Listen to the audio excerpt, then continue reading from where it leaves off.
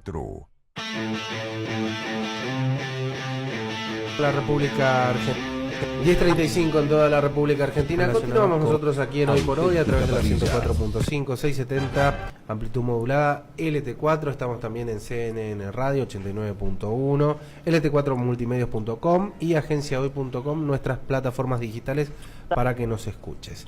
Bueno, nosotros hace un tiempo venimos tratando ya aquí en LT4 sobre el tema, en principio, la transparencia en los organismos públicos. Y a raíz, obviamente, del análisis que estuvimos haciendo en su momento con respecto al balance municipal aquí de la ciudad de Posadas, nos encontramos con realmente incongruencias muy grandes e inclusive, no sé, por ejemplo, las declaraciones juradas de los funcionarios públicos de la municipalidad no cierran por ningún lado. Sobre todo cuando vos ves comprobado lo que realmente tienen, inclusive en los registros del automotor o de la propiedad, y observás lo que incorporan en las declaraciones juradas, ¿no? Ahí te ves con la incompatibilidad que hay en lo que declaran y en lo que realmente tienen. A partir de esto, la producción tuvo una muy interesante idea. Dijo, ¿por qué no hablamos de ética pública y de transparencia con especialistas? Muy bien, entonces ahí decidimos llamarlo a el doctor Sebastián Noguera, quien está con nosotros. Buen día, Mario, muchas gracias por la invitación. Quien es catedrático, especialista en Derecho Empresarial, etcétera, etcétera. Sí, etcétera, autor de ¿no? algunos libros, publicaciones, sí. Investigador más que nada, ¿no? Sí. Abogado jurista, por decirlo entre comillas. Bueno, doctor, desde ya muchas gracias por venir. Y bueno, ¿cómo puede mejorarse la transparencia? Pregunta, si sí, las hay, ¿no? Sí, sí. Es una cuestión de mucha complejidad para respondértela así en seco. Pero básicamente creo yo que eso empieza por la educación. ¿Y por qué por la educación? Porque no va a haber norma que haga que un funcionario público, en realidad que una persona que ocupa un cargo público, de la noche a la mañana se transforme en bueno porque una norma le imponga una obligación. Yo creo que si hablamos de ética, lo primero que tenemos que tener en claro es que la ética en sí es, para ponerlo de una manera sencilla, es el estudio de lo que está bien y lo que está mal. Y desde el punto de vista científico, ¿no es cierto? Es estudiar la moral en acción. Y no podemos nosotros pretender que una norma haga que un funcionario público de la noche a la mañana empiece a entender qué es lo que está bien o qué es lo que está mal. Básicamente una persona que empiece a entender que ocupa un cargo público. Si hablas de lo que te estaba escuchando recién en la presentación de la nota, me parece que el mejoramiento de esto requeriría, para empezar, del control por parte de los entes y los organismos que tienen a su cargo que se cumplan determinadas normas. Y fundamentalmente la vigilancia del pueblo. La vigilancia del pueblo me refiero a que cuando pone su votito, sepa a quién está eligiendo. Claro, exactamente. Hay muchas incongruencias, bueno, usted que investiga, entre las declaraciones juradas y lo que realmente tienen los funcionarios. Eso a veces es evidente. Nosotros estamos trabajando en un muy buen informe que está haciendo agenciahoy.com, en donde comprueba esto, ¿no? Las incongruencias que hay entre lo que puede llegar a tener un funcionario realmente y lo que declara. Eso, ¿qué significaría en el caso de probarse? ¿Qué debería hacerse? O sea, ese funcionario debe renunciar, debe ser destituido. ¿Qué mecanismos legales hay como para protegerse de eso, ¿no? Bueno, en principio la respuesta sí no es tan lineal y las consecuencias pueden ser de variada gama. En algunos casos el incumplimiento de eso directamente podría implicar que la designación a un cargo público acarrea una sanción legal que es la nulidad, es decir, que ese funcionario que está ocupando ese cargo debería ser inmediatamente destituido o nunca debería haber asumido el cargo. Eso va a depender de las consecuencias particulares que cada norma establezca según cada caso puntual. Por ejemplo, vamos a compararlo con el veraz. Si bien eso proviene del sector privado, ¿qué le va a impedir? ¿Acceder al crédito? ¿Le va a dificultar acceder al crédito? Supongamos que en su momento, cuando estaba vigente el registro de deudores de empleadores morosos o de empleadores incumplidores de las normas laborales, eso le impedía un montón de acceder a un montón de beneficios, acceso al crédito, imposibilidad de acceder a moratorias y distintas. Va a depender de la regulación. Lo mismo pasa, por ejemplo, con el registro de de deudores alimentarios y un sinfín de otros mecanismos que se han impuestos. Ya que lo menciona, deudores alimentantes morosos. Sí. Por ejemplo, hubo un caso particular acá que fue, que lo publicó agenciahoy.com, LT4, que fue el de caso del secretario de gobierno Fabián Florentín.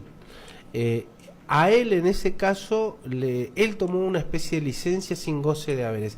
En ese caso particular, ¿qué tendría que haber pasado realmente desde el 2017 que él está incluido en ese registro? A ver, desconozco un poco las particularidades del caso, pero si hay algo que conozco son las normas del registro de deudores alimentarios, de morosos. No debería ser funcionario público. No debería ser funcionario. No, si, ya sea por cargo por elección o por designación política. En primer lugar porque esa norma puntual, que creo que es la ley 4, no recuerdo el número porque cuando el digesto cambió, 431 creo que es ahora, o por ahí anda el número de la ley, impide que el Tribunal Electoral pueda oficializar la declaración de algún candidato que figure en ese registro. Eso para cargos electivos. Para los cargos no electivos, lisa y llanamente está prohibido que nadie pueda ser designado si figura incluido en ese registro.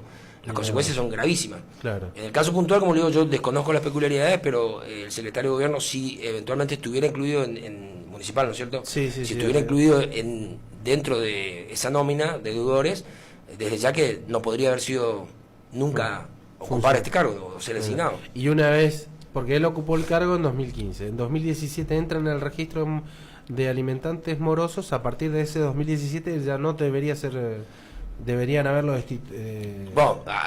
renunciado. Mire, habría que ver las peculiaridades, como yo le digo, la singularidad del caso, pero si fue incluido con posterioridad, habría que ver de cuándo fue incluido y de cuándo se debe, porque una cosa es la publicitación de eso y otra cosa es de cuándo se es realmente deudor, porque si hablamos de ética, claro, me parece que lo importante no es lo que figura en un registro, sino el deber moral que uno tiene como padre. Claro. Entonces tenemos que ver a quién le designamos como nuestros representantes o como nuestros gestores del bien público. Sí, porque es cierto lo que plantea usted, porque esa lucha que la viene realizando Gisela Zubizar, que es la madre que quiere que su hija tenga una cuota alimentaria. Así de simple, ¿no? Viene peleándola hace como 10, 11 años. Y es cierto, es un escándalo moral. Un escándalo legal comienza a ser a partir del 2017. Sí. ¿no?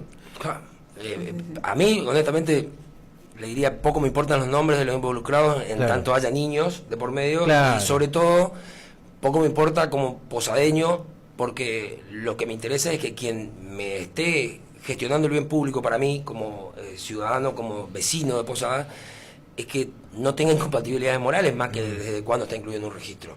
En cuanto a la pregunta puntual, las consecuencias, en este caso, debiera ser que se le intime a regularizar la situación, y si no, el intendente o quien tenga a su cargo la potestad de removerlo debería hacerlo en el instante, porque a partir de su inclusión, como este caso es atípico, según me está planteando usted de cuándo fue incluido, y la sanción, por supuesto, si por lógica consecuencia se impone que si uno no puede ocupar y ser designado, si el suceso transcurre durante el mandato que uno está cumpliendo, sea por elección o sea por designación administrativa, la consecuencia debería ser la misma, debería cesar del cargo o darle una posibilidad de que cumpla. ¿Y la justicia puede actuar de oficio? La justicia debería actuar, el Consejo debería actuar, el Ejecutivo debería actuar, me parece, independientemente de los nombres que estén involucrados. Sí. Porque lo importante es, si, insisto, venimos a hablar de ética y la ética es el estudio de lo que está bien y lo que está mal, poco me importa la inclusión en el registro como una cuestión de publicitación, sino más bien los valores que hay detrás del juego. Entonces, claro, la sanción debería ser, para mí, sea quien sea el involucrado, ejemplar. Si no, ¿de qué estamos hablando? ¿Cómo observa a la justicia misionera precisamente desde este punto de vista, no? Uno observa en base a algunos informes que se realizaron desde acá, desde el LT4, desde www.agenciahoy.com, en el cual ve ciertas normas que fueron utilizadas en beneficio de ciertas personas. Entonces, desde lo legal, han generado un marco en el cual es posible llevar adelante cierta actividad. Pero después uno observa, pero pará, éticamente no está bien, por ejemplo, que un abogado que representa a todo el ámbito jurídico municipal haga un doble cobro de facturación o un doble cobro por sus servicios en esa misma área, pero la normativa lo permite. Entonces, ¿cómo actúa la justicia misionera y cómo lo observa usted ante este tipo de situaciones? Bueno, menuda pregunta. En general soy una persona buenista, ¿no? Tengo una visión del Poder Judicial muy positiva, más allá de determinadas patologías, y también soy muy crítico desde este punto de vista con los que formamos parte del sistema, los operadores, porque creo que los abogados somos gran parte de este problema, y considero que quienes integran el Poder Judicial, me refiero básicamente a los abogados que ejercen la magistratura, porque para mí la abogacía es una magistratura al servicio de la comunidad. No puede haber, no podría haber juzgados sin abogados y viceversa. Entonces creo que el problema es muy grande. En cuanto a... voy a tratar de responderle porque fue un poco amplia su pregunta, ¿no? Bueno, hay muchos mecanismos, muchos resortes para que se puedan ir mejorando este tipo de cosas. Usted me ponía un ejemplo puntual de cobrar 2 veces una cuenta. Un caso municipal muy particular que se... Claro, que tiene que ver con el doctor Adrián Núñez, en donde la municipalidad paga a un tercero 14,5 millones de pesos en tan solo 9 meses en 2018, y en donde tranquilamente lo puede hacer esa cobranza el departamento de asuntos jurídico, ¿no? municipales. Y el dato es que modificaron todo el código fiscal, tanto municipal como el provincial, en donde se decía que primero, para que vos como empresa calculale, usted que está en el derecho empresarial, le embargan la cuenta, porque la estrategia era esta: embargaban la cuenta a las empresas, por ende embargar la cuenta bancaria a una empresa es no poder pagar sueldos, no poder pagar a sus proveedores, etcétera, etcétera, etcétera. Entonces vos te estabas obligado a ir a refinanciar esa deuda. Refinanciabas esa deuda con la municipalidad, la cual te cobraba una X cantidad de intereses que, si tenías que pagar 100.000 de deuda, eran 500.000 con multa e intereses. Ahora, después de eso, vos ibas y refinanciabas con la municipalidad, y la municipalidad te decía, bueno, esto es 500.000, pero la municipalidad te hace solamente a 100.000 pesos. ¿Cuánto original? Deuda original. Deuda original. Bueno, perfecto, qué bueno. ¿Te puedo hacer en cuotas? Sí, pagándose cuotas. Bueno, ¿dónde puedo pagar? Pero pará. Primero, tenés que pagar los honorarios del abogado tercero, que no pertenece a la municipalidad, que es contratado por la municipalidad nada más. Pagar los honorarios. Y eso lo dice primero en el Código Fiscal, lo especifica obviamente con lenguaje jurídico, en el Código Fiscal, en donde te dice que primero tenés que pagar los honorarios del abogado para poder después entrar a esa moratoria. Desde ya que es una situación, conozco algunos casos porque me ha tocado intervenir, incluso negociar y dialogar con el doctor Núñez. Con el doctor Núñez. Que le aclaro, me parece una situación que de ocurrir es sumamente irregular, y el problema no es del doctor Núñez, sino de las autoridades que se lo permiten. Exactamente. Es lo que yo siempre digo, ¿no? No es una cuestión con el doctor Núñez, sino es una cuestión estrictamente, o sea, el municipio que permite esto, ¿no? Sí, pero le quiero hacer alguna aclaración porque, si bien conozco en detalle algunos casos puntuales, me parece que también en ese caso tienen la culpa los abogados, que por ahí desconocen algunos detalles para asesorar a sus clientes, porque no es necesario pagar los honorarios en forma ineludible primero para poder acceder a ese beneficio. Es lo que te denunciaban los empresarios, ¿no? Lo que te decían los empresarios. Sí, yo creo que los empresarios tendrán que cambiar de abogados entonces. O de contadores, o ellos mismos saber elegir mejor, porque muchas veces es fácil echar la culpa a los profesionales y no hacerse cargo de sus propias carencias, ¿no? Sí. Pero saliendo de esas cuestiones puntuales, me parece gravísimo, porque sí he atendido casos en donde me han exigido eso, pero en otro ámbito, por ejemplo en rentas, por ejemplo en la FIP, y eso por ejemplo la FIP rápidamente cambió. Mira. No pueden cobrarse más en forma extrajudicial los honorarios, y primero tiene que cobrar el fisco, porque hay que tutelar la renta pública antes que los honorarios, y después cobraremos los abogados. Claro, eso también tiene que ver mucho con la ética pública, muchísimo, y me parece que en ese caso la ética pública está afectada, pero congénitamente por parte de los que redactan esas normas y que permiten ese tipo de situaciones. Ahora, relacionado con las declaraciones juradas de los funcionarios. Nosotros tenemos declaraciones juradas de los funcionarios, en este caso de la municipalidad, y hemos encontrado pruebas contundentes que marcan que directamente no coinciden lo que declaran con lo que realmente tienen y con lo que inclusive está registrado. O sea, te vas al registro del inmueble, tienen, no sé, 3 departamentos, te vas al registro del automotor, dicen en la declaración jurada que no tienen autos, pero tienen 3 automóviles a su propio nombre, una incongruencia total. ¿Qué consecuencias jurídicas pueden llegar a tener? Las consecuencias jurídicas son, tendríamos que tener más o menos 25 horas seguidas de radio para poder hablar de las consecuencias íntegras que eso traen. Pero de estar constatado eso, primero es no grave. El adjetivo me queda, es gravísimo, por decirlo de un modo sencillo, pero la verdad es que las consecuencias son de variada gama. Primero, para hacérsela concreta y para no aburrir a la audiencia. Lo primero que debería ocurrir es que a un funcionario público que se le detecte en esta situación tendría que tener la decencia de renunciar inmediatamente a su cargo o de explicar el motivo de la omisión, porque tal vez las omisiones en la declaración jurada puedan obedecer a una cuestión que no tenga que ver con la intencionalidad. Supóngase que usted heredó algo y desconoce que posee algún bien. Claro. No es lo mismo no declararlo que cuando uno tiene plena conciencia de que es titular de determinado bien. En este caso lo que usted me está relatando, que ustedes si los constataron constataron a las inconsistencias, bueno, repercusiones fiscales, por ejemplo, deberían ser inmediatas. Las autoridades del fisco, en cualquiera de sus estamentos, deberían estar investigando en forma urgente por qué ese funcionario público tiene esas inconsistencias en sus declaraciones juradas.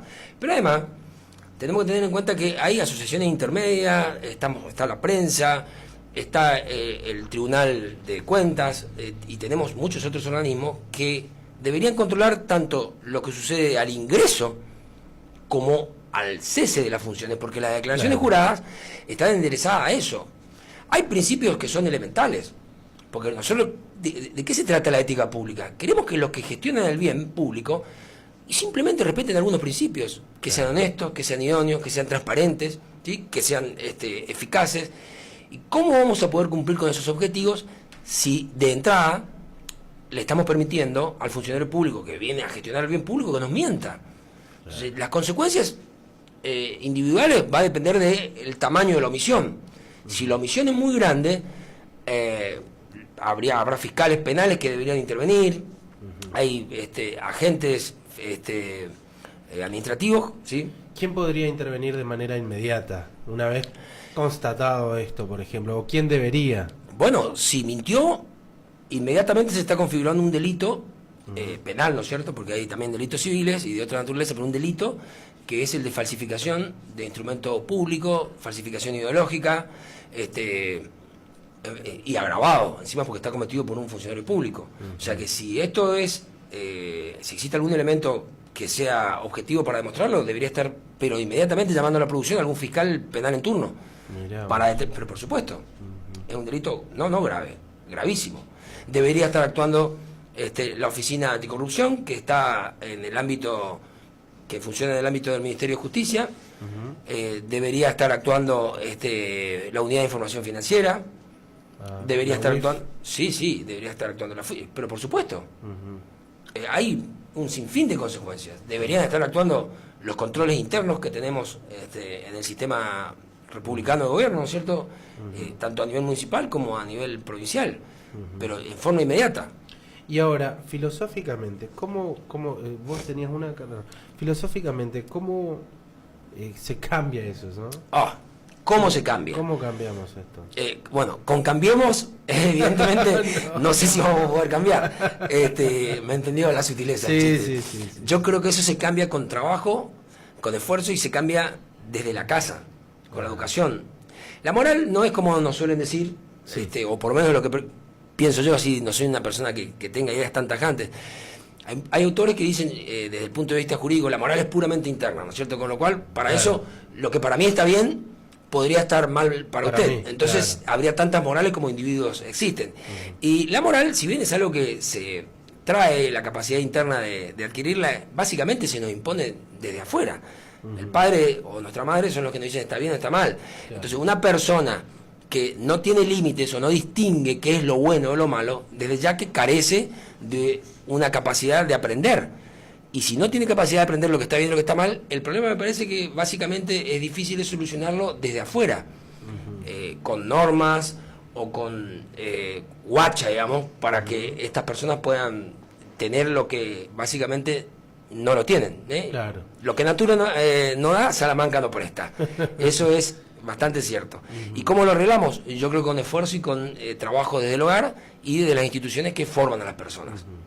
Bueno, doctor Sebastián Noguera, yo le quiero agradecer su presencia aquí en el MT4 y creo que no va a ser la primera vez, porque estaría bueno hacer un bloque y tenerla a usted como una especie de manual de consulta recurrente, sobre todo para la audiencia que está del otro lado, para hablar un poco justamente de la transparencia, la ética pública. Además, le puedo asegurar que lo vamos a llamar en unos días, porque creo que entre mañana pasado sale un muy buen informe sobre declaraciones juradas y los funcionarios públicos, ¿no? Las incongruencias que hay, las incompatibilidades con papeles en donde tenés, por ejemplo, un funcionario tiene 3 automóviles en el registro del automotor y lo hizo, lo tenía antes de ser funcionario público, asume como funcionario público y en su declaración jurada posterior no la hace, por ejemplo. Dámela la declaración jurada y yo te muestro lo que pasa. Salgo de acá y me voy derechito a la fiscalía en turno. Bueno, perfecto. Yo, después le doy toda esa información. Bueno, desde ya acepto gustoso la invitación en la medida que el tiempo de ustedes lo permiten, el mío también, pero colaboro, y esto mismo que estamos haciendo es un medio para tratar de erradicar este mal que es, como le digo, la carencia del sentido común, de límites para poder distinguir, de la capacidad de tener límites para distinguir lo que está bien y lo que está mal. Tal cual. Así que muchas gracias. No, a usted gracias por venir. Estábamos con Sebastián Noguera, abogado, catedrático. ¿Qué cátedras da, doctor? En este momento, sí, solamente la de Derecho de la Empresa en Crisis en una universidad privada, que no voy a dar el nombre porque me parece, o si me permiten, ¿cuál es? No hay la problema. Universidad de la Cuenca del Plata. Ajá. Pero sí he enseñado en muchas universidades. Estoy allí desde el año 2011 por concurso público. No fui designado a dedo. A dedo, claro. No, me lo gané entre 60 participantes, creo, ¿no? Por derecha, y bajo normas éticas transparentes. Bien, como corresponde. Bueno, doctor Sebastián Noguera, muchas gracias por venir. No.